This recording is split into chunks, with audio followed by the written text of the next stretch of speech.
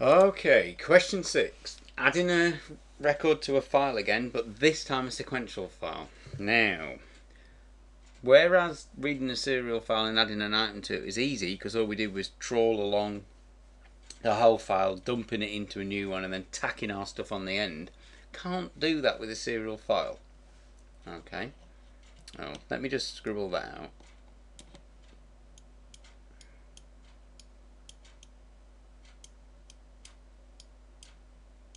And put it there. It's just wrapped round a little bit. Don't know why it's wrapped round there. There's plenty of space. Okay, so with a sequential file, we have to maintain order. Otherwise, there's not much point. Okay, you break the sequential file, turn it into a serial file. So it's a similar process. So let's have a look at the pseudocode. We have to open two files, the one that we want to read, the sequential file, and the one that we were going to create that's going to have the new record in it or the new data item in it. Now, what we've got to do is read items from the file. Now, let's say we've got a file that's got 5, 7, 12, and 13 in it, and we want to add the value 8. So we know, because we're intelligent and we can see all the numbers, we know that 8 will go there. So what we need to do, the logic of it, and then we'll look at what the algorithm's doing.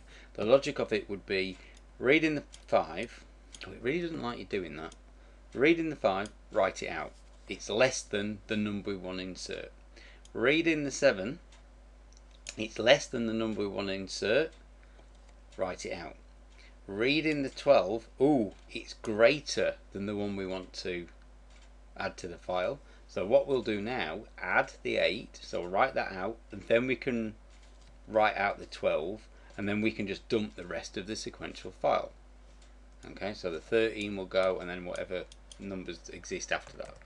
So that's what the algorithm's trying to do.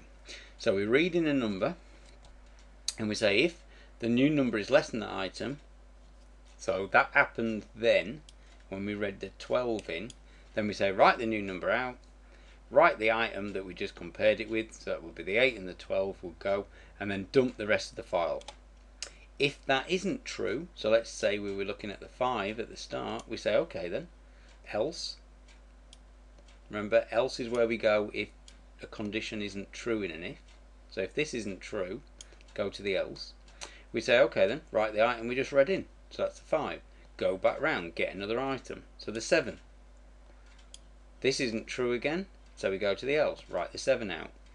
Read another item, the 12.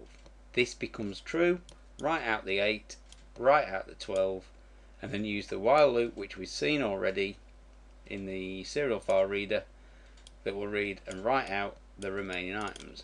When we've finished the loop, close both files. Okay, let's have a look at that in the, let me just rub out some junk down here.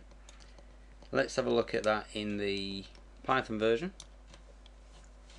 Okay, so two files get opened here. Got our little repeat until loop, our standard way of doing it in Python.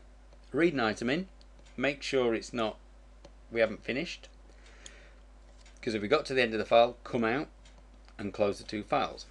Okay, hopefully it hasn't. Here's the same logic. If the new number is less than, write out the new number, convert it into a string, followed by the value we just read in. So you can see the logic is identical. And then this is the standard bit, again from the serial one, to read all the contents and output all the contents. So just like we did with the serial file. Okay, and here's the bit that writes the item that we read from the file if it was less than the new number. Okay, so if that wasn't true, here's the else that we do. Okay, so a little bit more complicated, but that's the nature of sequential files. They give us a benefit. So generally when you have benefits with the way that you're storing data, there's a little bit more work involved in working with that data.